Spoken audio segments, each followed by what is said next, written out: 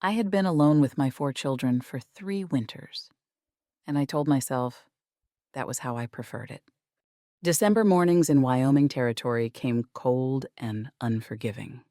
I woke before dawn, as always, lighting the stove with hands that had learned efficiency over tenderness.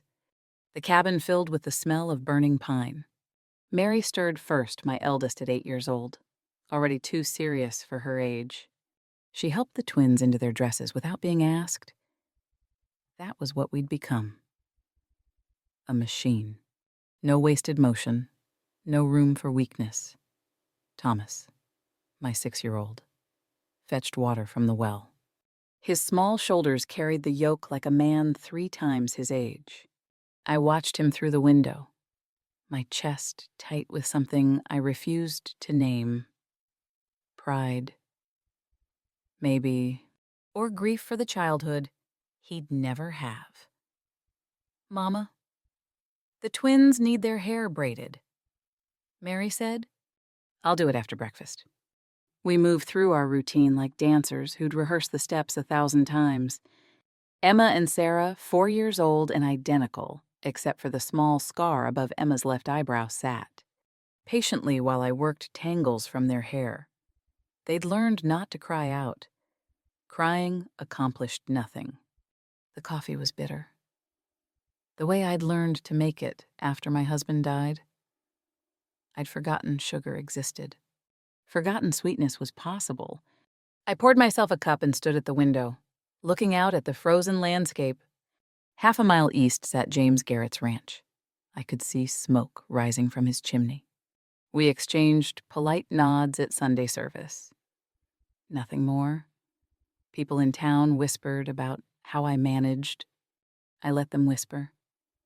Their curiosity didn't put food on my table. Their pity certainly wouldn't. "Mama, you're shaking." I looked down. Mary was right. The cup trembled in my hands, coffee sloshing over the rim. I set it down quickly, blamed the cold. "Just need to warm up," I said. But I knew better. I'd felt wrong since yesterday. Feverish. Aching. I'd pushed through it the way I pushed through everything by pretending it didn't exist. I burned my hand on the stove that morning. Didn't cry out. The children didn't notice. I'd learned not to show pain. What was the point? No one was coming to help. We were a unit of 5, complete unto ourselves. That was how it had to be. I wondered sometimes if Mary remembered her father. She'd been 5 when he died. I'd stopped answering her questions about him after the first year. What good were memories that only brought tears? Better to focus on surviving. On the next meal, the next winter, the next crisis. By Tuesday, I could no longer pretend I was simply tired. By Wednesday, I was lying to my children's frightened faces. The fever took hold like a fist closing around my lungs. I tried to hide it. Made breakfast with hands that shook so badly I spilled flour across the table. Mary cleaned it up without comment, but her eyes followed me with worry I pretended not to see. The twins asked when we'd bake Christmas cookies. I couldn't remember how to answer. The words tangled in my throat. Thomas came in from the well. Reported the ice was thick this morning. His voice sounded like it was coming from underwater. The room tilted sideways. I gripped the table edge. "Mama, I'm fine." The lie tasted like ash. I wasn't fine. I was burning from the inside out. My body betraying me when I needed it most. Christmas was in 4 days. I had decorations to make, bread to bake, a thin goose I'd bartered for that needed plucking. My children deserved a proper Christmas. They deserved so much more than I could give them. But I'd learned long ago that the frontier didn't care about fairness. I watched Mary try to mother the little ones. She was too young for this weight. I'd been too young too. Once. When my own mother died and left me to care for younger siblings. The pattern repeating itself made me want to scream or weep. I had energy for neither. Mary, can you? I started to ask her to start the stew, but my legs gave out. I went down hard. Thomas cried out. Emma and Sarah huddled together. Their identical faces mirrors of terror. I tried to stand, tried to tell them it was fine. Everything was fine. Mama just needed to rest. The words wouldn't come. The worst terror wasn't dying. It was leaving them alone in a world that wouldn't be kind to 4 half-orphans who'd become full orphans. Who would take them? Who would keep them together? The questions circled like vultures. I heard Mary running, the door banging open, her voice calling for help into the winter morning. No. I wanted to say, don't. We don't ask for help. We manage. We always manage. But I couldn't speak, could barely breathe. Then there was a man's voice, deep, unfamiliar, in my home. James Garrett. I recognized his boots. Good leather. Well-maintained. He knelt beside me, his hand on my forehead. I tried to protest, tried to tell him I just needed rest, that we'd be fine by morning. The lies dissolved on my tongue like sugar and rain. You're burning up, Mrs. Hartwell. The children, no, I managed. Don't take them. I'm taking all of you. Mary, pack what your mama and the little ones need for a few days. I heard my daughter moving, following his orders, felt him lift me like I weighed nothing. The shame of it burned hotter than the fever. I'd built 3 years on independence, on proving I needed no one. Now I lay helpless in a stranger's arms while my children watched their mother fail. The last thing I remembered was the twins crying. Then darkness, thick and absolute, swallowed everything. When I woke 3 days later to silence, the terror was worse than the fever had been. The quiet had a texture to it, thick as wool, suffocating. I called for my children. My voice came out cracked, barely more than a whisper. Called again, louder. Mary's bed empty, neatly made. The twins' bed the same. Thomas's pallet by the stove, undisturbed. Panic rose in my chest like floodwater. I tried to stand. The room spun. I grabbed the bedpost, held on while the world steadied itself. Where were they? What had happened? How many days had passed? Then I saw the note. Mary's careful handwriting on a scrap of paper, weighted down by my coffee cup. Mr. Garrett took us to his ranch. He says we're safe. Please get better. Mama? My tears spotted the ink. I read it 3 times, trying to understand. Safe. They were safe, but they were gone. And I was here, alone, too weak to even walk to the door. I tried anyway, made it 5 steps before my legs gave out again. I crawled back to bed, humiliation burning through me.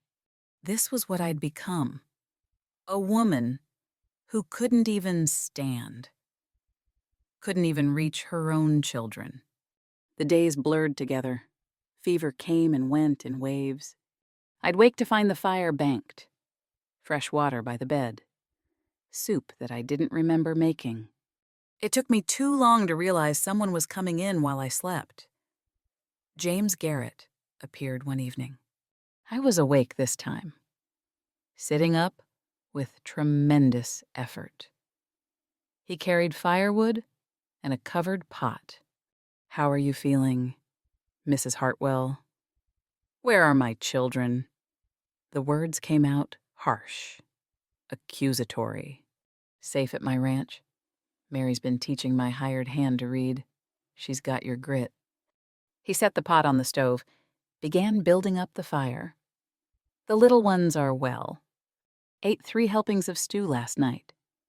I wanted to thank him properly. The words stuck in my throat like fish bones. I wasn't used to owing anyone. Didn't know the language of gratitude anymore. "I'll come get them tomorrow," I said. He glanced at me still in my nightdress, still unable to stand without holding the wall. "Give it another week. Let yourself heal. They're my children." "Yes, ma'am." "And they'll still be your children in a week. Right now, they're safe and fed and learning constellations. Let yourself rest." He left before I could argue. I sat in my empty cabin and listened to the wind howl outside. The silence pressed down on me like a physical weight. I'd spent 3 years learning to be both mother and father, learning to need no one. Now I lay useless while a stranger, a man I'd barely spoken 10 words to fed my children and kept them warm. Part of me wanted to hate him for his kindness. Charity always came with a price. I'd learned that early. But another part, smaller and more frightening, wanted to weep with relief. He came twice a day after that. Morning and evening, like clockwork.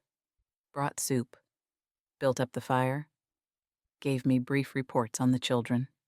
Never stayed long.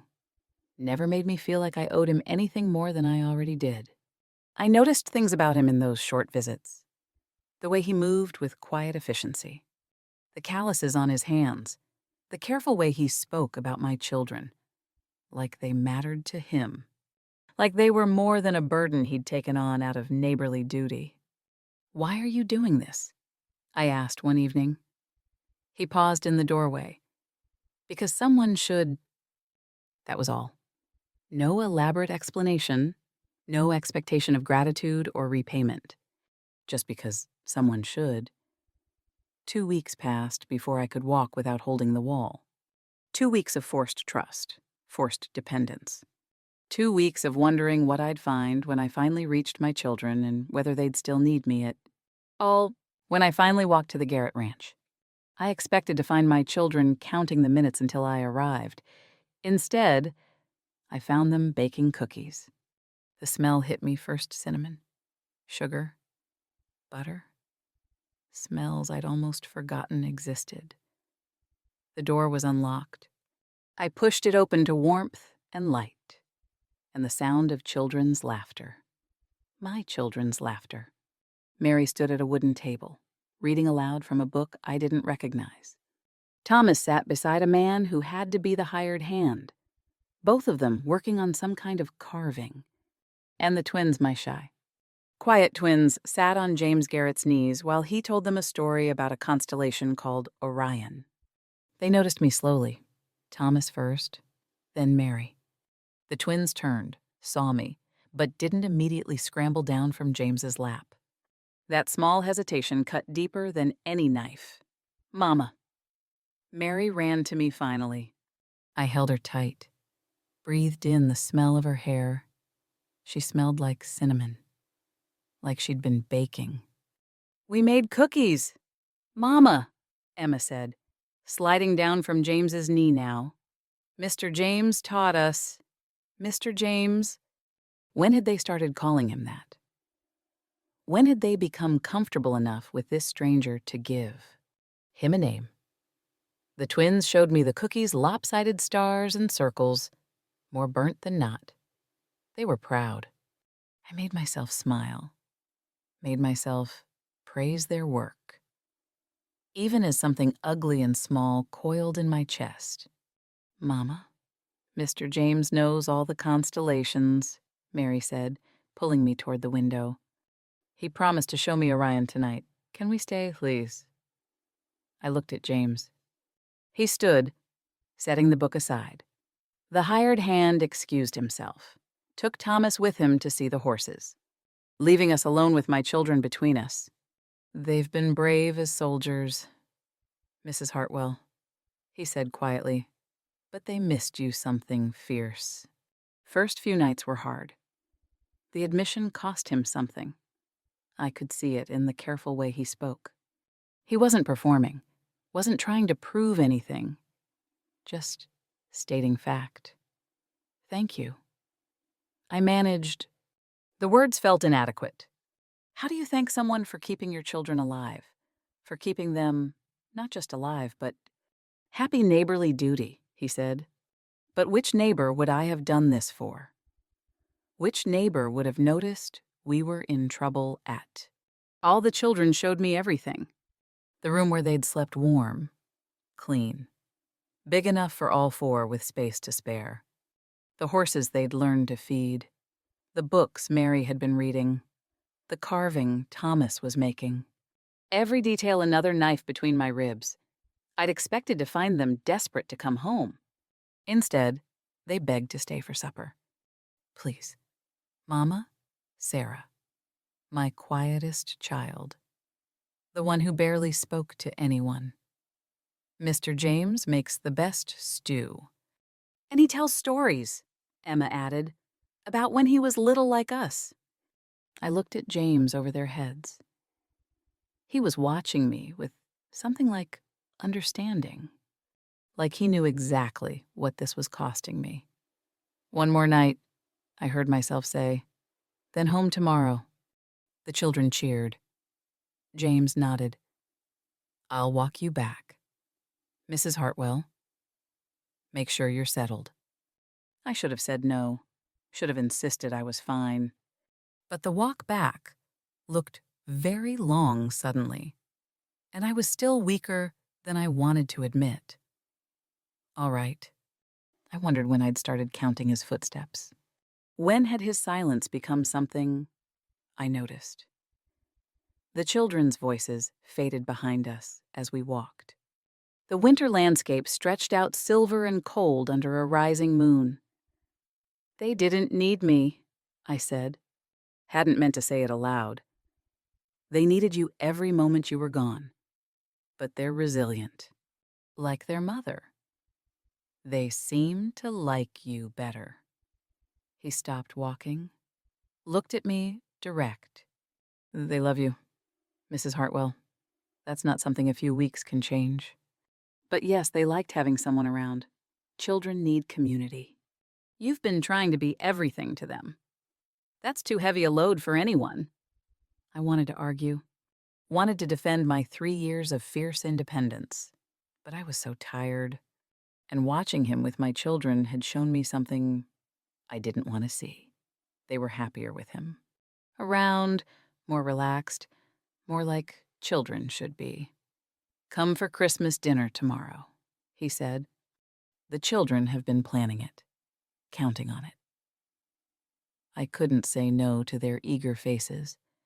Couldn't take away another piece of joy after taking away so much already. Just one meal. Walking home alone that night, they'd begged to stay one more evening. I realized I couldn't remember the last time I'd heard my children laugh like that. Couldn't remember if I ever had. Christmas dinner at the Garrett Ranch taught me that loneliness has a sound, and it's 4 children laughing around a full table. I'd told myself I'd keep my distance. Be polite. Grateful. Nothing more. Then I walked into his kitchen and saw the table he'd laid. 7 places, 7 chairs. Turkey and potatoes and pie. More food than my children had seen in months. The twins wore new ribbons in their hair. Mary had on a dress I didn't recognize clean. Pressed. The hem actually at the right length. Thomas's face was scrubbed pink, his hair combed. They looked cared for, cherished. Mr. James said we had to look proper for Christmas. Mary explained. I'd brought nothing. Had nothing to bring. Stood in my patched dress, feeling like an intruder at my own children's celebration. Mrs. Hartwell. James pulled out a chair. You're the guest of honor. The meal blurred together. I watched my children eat like they'd never been hungry. Watched them talk over each other, excited and loud in a way they never were at home. Watched James listen to each one. His attention never wavering even when the twins told the same story 3 times. This was what I'd failed to give them. Not just food or warmth or safety. Joy. The simple, uncomplicated joy of being children. I told them we were pioneers. That pioneers lived simply. They'd believed me because children believe their mothers. But it had been a lie. We weren't pioneers by choice. We were alone because I didn't know how to be anything else. "Mama, can we come back?" Mary asked after dinner. "Not just for meals. Mr. James promised to teach me to ride come spring." The casual assumption of future. Like, of course, there would be a spring. And, of course, they'd be here for it. "We'll see," I said. James caught my eye. Said nothing, but I saw the question there. The children played by the fire after dinner. Some kind of guessing game that had them shrieking with laughter. James and I sat at the cleared table. Coffee between us. Real coffee. Not the burnt, bitter thing I made. "They're good children," he said. "Yes? You've done well by them." I shook my head. "I've kept them alive." "That's not the same thing." "It's not nothing, either." We sat in silence. The fire crackled. The children's voices rose and fell. I felt something in my chest crack open. Something I'd kept locked for 3 years. "I should be grateful," I said. "I am grateful. But I also feel like I failed them. Like they deserved better than me." The words spilled out before I could stop them. "You gave them one Christmas dinner, and they're happier than I've seen them in years. What does that say about me?" He was quiet for a long moment. When he spoke, his voice was gentle. "It says you kept 4 children alive and loved for 3 years alone. That's not failure. That's a miracle most couldn't manage. But Mrs. Hartwell, Agnes, first time he'd used my given name. My wife died 5 years ago. Baby, too. This house has been too quiet since your children. They gave me something. Back, I thought. I'd lost." I looked at him then. Really looked. Saw the grief carved into the lines around his eyes. Saw a man who'd lost his own family. Who understood what it meant to survive something that should have destroyed you. "I'm sorry," I whispered. "So am I, but maybe—" He stopped. Started again. "Maybe we could help each other. Your children need community. I need another pause. Company, purpose, come when you need. For the children."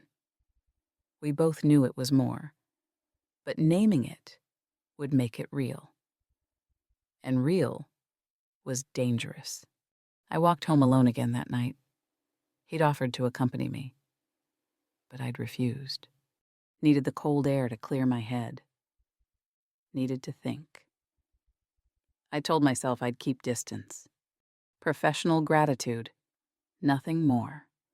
But I'd forgotten what it felt like to be seen. Not as burden or duty, but as what person, woman. I didn't have words for it yet. Didn't trust the feeling warming my chest like whiskey. January came cold and unforgiving. And somehow, without deciding to, we ended up at James Garrett's ranch 3 nights a week, then 4, then 5. The children called it visiting. I didn't call it anything. Naming it would make it real. February taught me that comfort could be more dangerous than loneliness. We'd fallen into patterns. Sunday dinners after church, Thursday evenings for the children's lessons, Saturday afternoons when I'd help with mending while the children played. We moved around each other like dancers who'd learned the steps without music. He taught Thomas woodworking, showed Mary how to tend horses, told the twins stories that had them sitting rapt and quiet. I made preserves from his summer stores, darned socks, wrote out recipes his late wife had left behind. Equal exchange, careful balance. The evenings were the danger zone. After the children were asleep, we'd sit by the fire and talk about everything and nothing. His marriage, my widowhood, books we'd read, hopes for the children's futures. We talked like old friends, like people who'd known each other years instead of weeks. I'd started listening for his footsteps. When had that happened? When had his silence become familiar? Necessary, even? The town noticed. Widow and widower. Spending so much time together. 4 ready-made children between them. The whispers started at Sunday service. I heard them, saw the knowing looks. Convenient arrangement. Isn't it? Wonder how long before they make it official. I pulled back, declined an invitation to Thursday lessons, made excuses about needing to focus on my own household. But the children kept going. And I was left alone in my cabin counting the hours until they came home with stories of what Mr. James had taught them. Then the blizzard hit. We were at his ranch for Saturday afternoon. The snow started light, then heavy, then a white wall that erased the world. Within an hour, going home was impossible. "You'll stay," James said. Not a question. The children were delighted, built forts from furniture, played games I'd forgotten existed. When the storm cleared enough to go outside, they built snowmen while James and I watched from the window. "They're happy here," I said. "They're happy because you're happy." "I'm not." He looked at me. Just looked. I stopped lying mid-sentence. 3 days? The storm kept us there.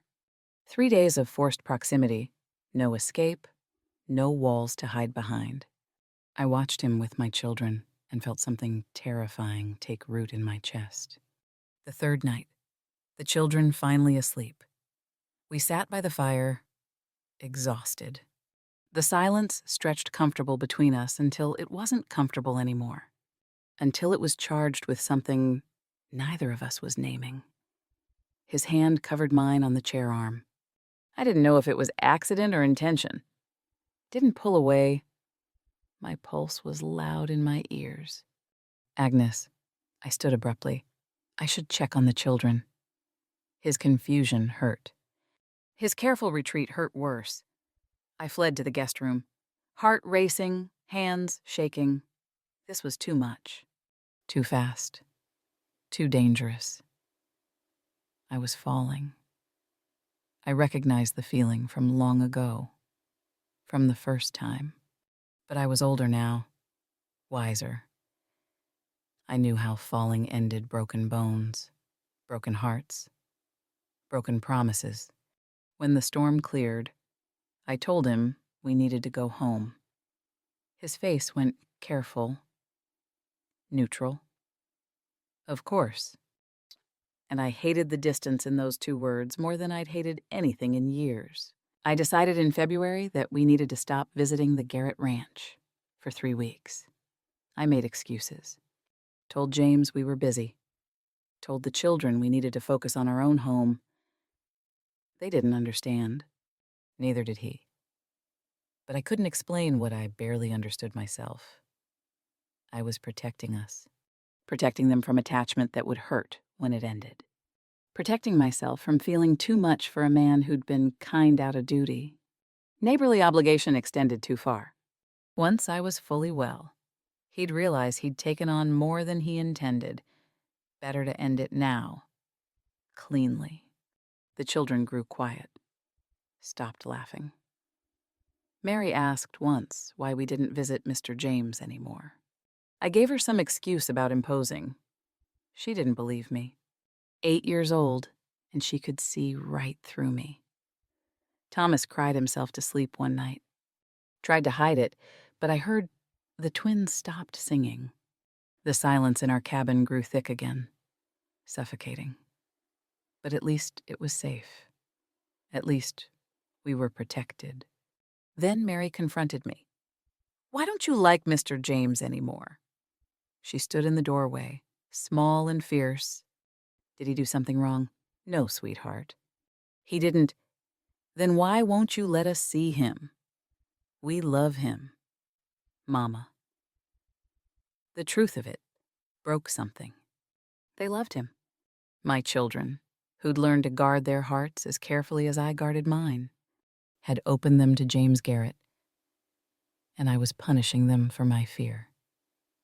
I thought of my own mother, how she'd pushed people away in the year before she died, left me with no one. I was doing the same thing, leaving them alone, teaching them that love was dangerous, that caring meant inevitable loss. "I'm sorry," I whispered. "Then can we see him again? I don't know if he wants." The knock on the door interrupted. Mary ran to answer. James stood there, snow on his shoulders, concern on his face. Mr. James. The children surrounded him. Thomas grabbed his hand. The twins threw themselves at his legs. He held them. But his eyes were on me. "I need to speak with your mother. Can you give us a minute?" They retreated to their beds, reluctantly. James stepped inside, closed the door. The cabin felt too small suddenly. "If I've overstepped, tell me," he said quietly. "I'll respect it. But don't punish them for whatever I did wrong. You didn't do anything wrong." My voice broke. "That's the problem. You're kind and good, and my children love you, and I couldn't finish. Couldn't say I was falling too, that I'd already fallen, that the thought of needing him terrified me more than anything. I can't survive needing someone again," I whispered. "I can't. I built this life alone. If I let you in and you leave, Agnes." He crossed to me, took my shaking hands in his steady ones. "You don't need me. You've proved that. You're the strongest woman I know.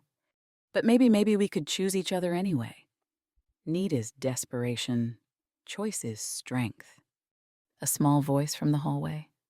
"It's okay to love him, Mama." Mary stood there. She'd heard everything. "Love doesn't make you weak," she said. "Wisdom beyond her years. Being scared of it does." I looked from my daughter to James, saw the truth in both their faces. I'd survived by controlling everything, but love couldn't be controlled. It crept in through cracks, grew in unguarded moments, took root before you noticed. And fighting it was killing me. Killing us. "I'm scared," I admitted. "I know. So am I." James hadn't let go of my hands. But maybe we could be scared together. He left that night without pressing, without demanding promises. Just, "I'll be here when you're ready. If you're ever ready."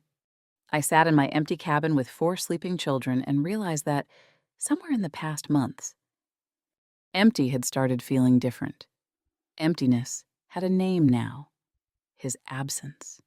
I thought of that night by his fire, his hand on mine. I'd run from it.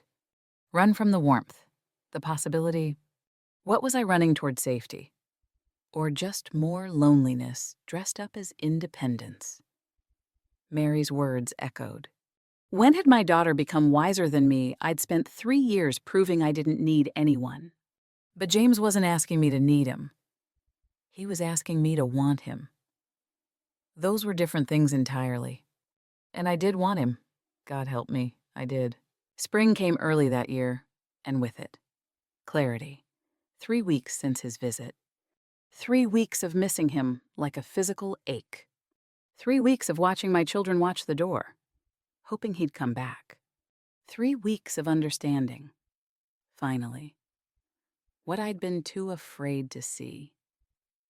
This wasn't about need. It was about choice, and I was strong enough now to choose.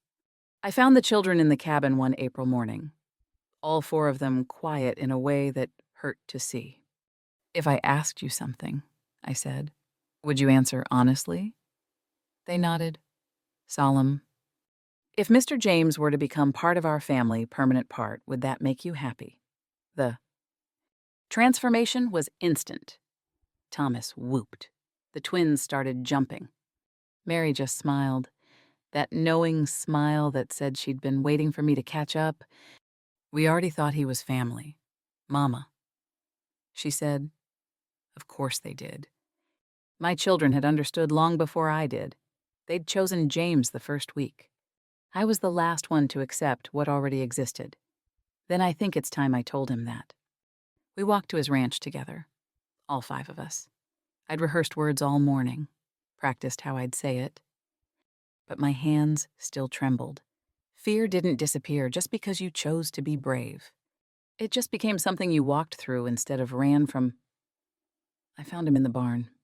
He looked up when the door opened, surprise and something like hope crossing his face. Agnes, wait outside for a minute.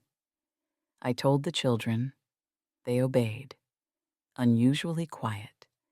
James set down the bridle he was mending, waited, careful, like he was afraid of spooking a skittish horse. I've been afraid, I said.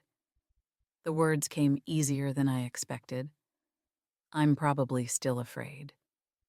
But I'm more afraid of looking back in 10 years and regretting that I let fear steal what could have been happiness. For me, for my children, for us. I took a breath, met his eyes. If the offer still stands, he crossed the distance between us, took my hands. His smile was the warmest thing I'd ever seen. It stands, it'll always stand. Then, my voice shook, but I pushed through. Then, I'm choosing this. Choosing you. Choosing us. Agnes Hartwell, will you marry me? His voice was formal, serious. Not because your children need a father, though they've stolen my heart clean. Because I want to wake every morning knowing you're mine and I'm yours. Yes. The word came out strong. Certain yes to mornings, yes to evenings, yes to partnership, yes to choosing this, to choosing you, to choosing us. He kissed me then, gentle, sweet, like I was something precious he'd been waiting for. Outside, the children cheered. We broke apart, laughing. They tumbled in, full of questions. When was the wedding? Where would we live? Could the twins share a room? Still? Thomas wanted to know if he could call James Pay. Mary just hugged us both. Tears on her cheeks. Summer, James said. First day of summer. Does that suit you? Agnes. I looked at my children. At this man who'd given them back their laughter. At the life we could build together. 3 months to plan. 3 months to prepare. 3 months to let the town gossip all they wanted. I didn't care anymore. I'd made my choice. Summer's perfect, I said. We set the date that afternoon, made plans. Mary wanted to read a poem she'd write. The twins wanted to scatter flowers. Thomas wanted to be ring bearer. James and I let them plan everything. Their excitement infectious. That night, walking home with just my children, Mary took my hand. I'm proud of you, Mama.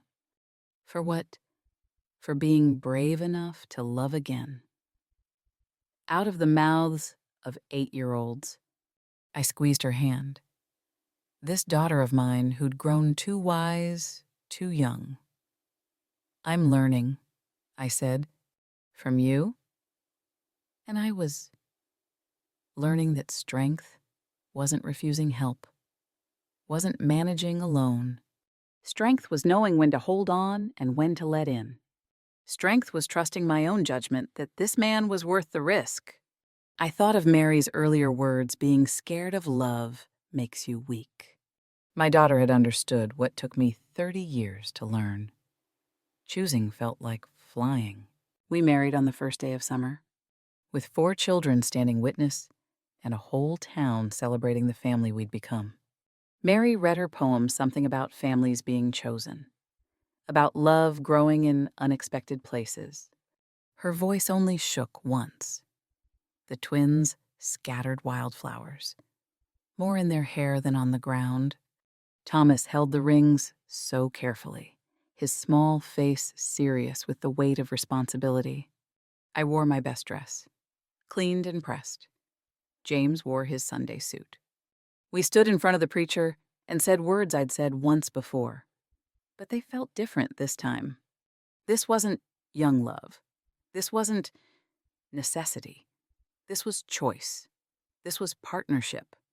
This was two survivors deciding to build something new from the wreckage of their pasts.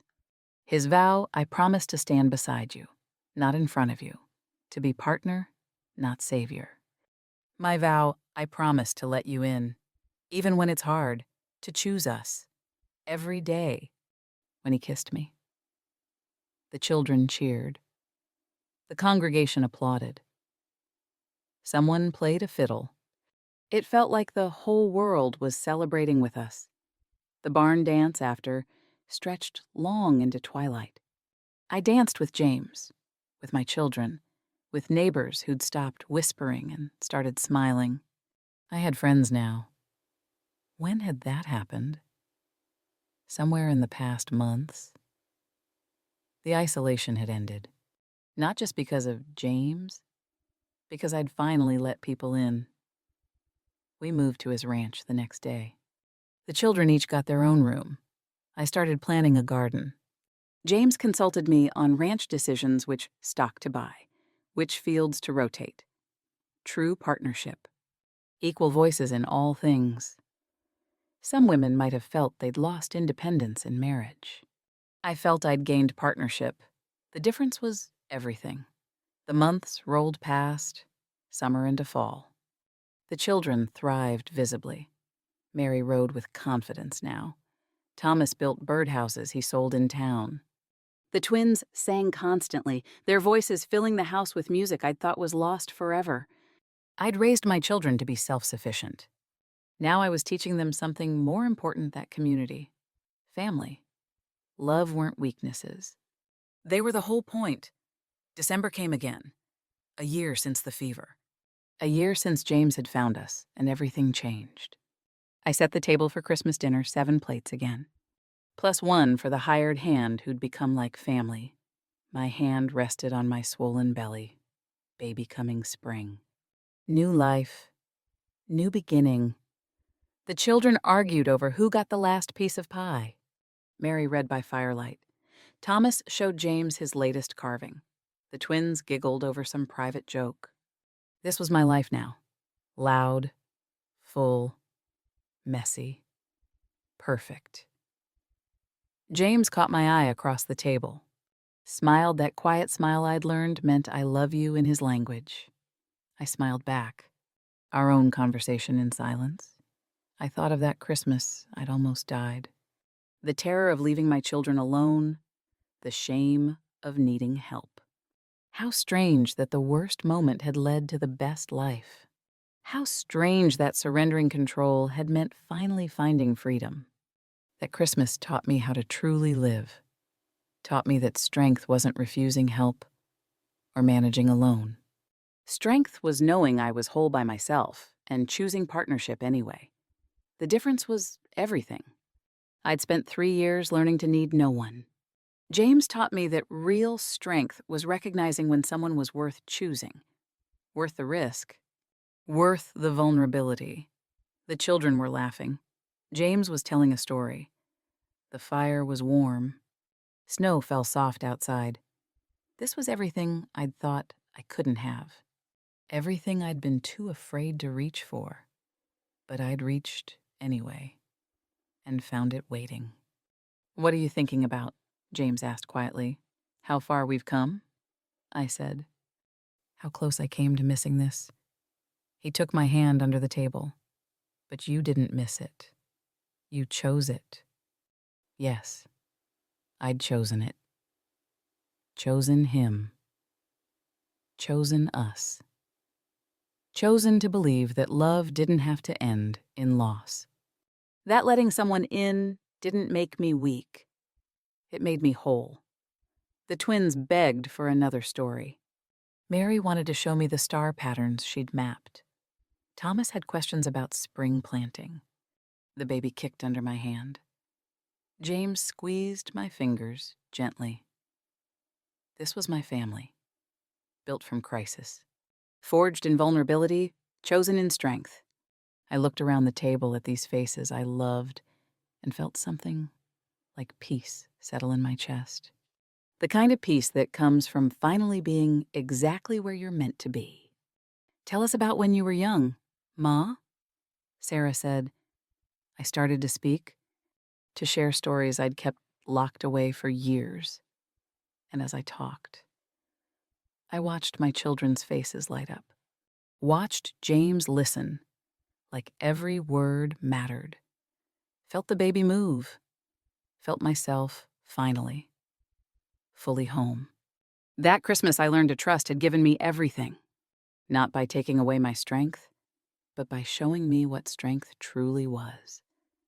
The courage to choose love. The wisdom to accept help. The grace to build something beautiful from broken pieces. I'd thought I was strong because I needed no one. I was wrong. Real strength was this knowing I was whole alone and choosing partnership anyway. That made all the difference.